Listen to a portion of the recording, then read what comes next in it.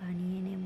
এখানে ঝিঙে, আলু আর বিউলির ডালের বড়ি, কাতলা মাছ দিয়ে পাতলা ঝোল।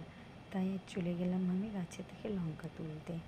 এখানে রেখেছি আলু, ঝিঙে, টমেটো, আদা কুচনো, বড়ি আর কাঁচা লঙ্কা। এবার আমি মিক্সিং জারে আদা আর 1 চামচ জিরে দিয়ে পেস্ট বানিয়ে নেব। এখানে কাতলা মাছগুলোতে হলুদ গুঁড়ো, লঙ্কা গুঁড়ো, নুন দিয়ে ম্যারিনেট করে নিলাম।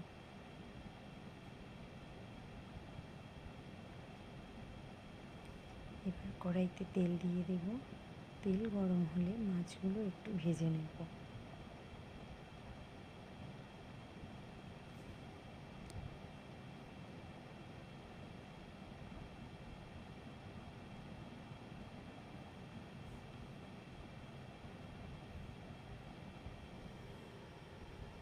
মাছগুলো ভাজা হয়ে গেছে, মাছগুলো আমি এবার নামিয়ে নেব।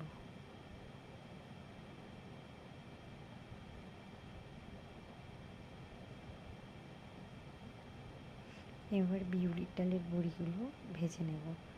বড়িটা বাড়িতেই বানানো। এবারে ওই তেলের মধ্যে 5 ফোড়ন, কাঁচা লঙ্কাগুলো দিয়ে তারপর আলুগুলো দিয়ে দেব। আলুগুলো একটু নেড়ে নিয়ে ঝিঙেগুলোও দিয়ে দেব, তার সাথে টমেটোটাও দিয়ে দেব।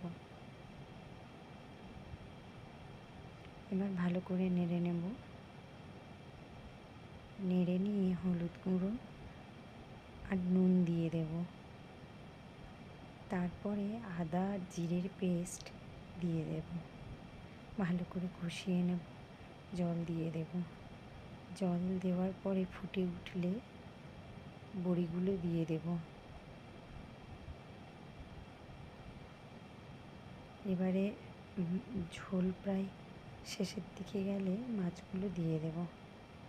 হয়ে গেছে রেডি। যদি এই রেসিপি আপনাদের ভালো লেগে থাকে তাহলে লাইক, কমেন্ট ও শেয়ার করবেন এবং সাবস্ক্রাইব করবেন চ্যানেলটা, আর আমার পাশে থাকবেন।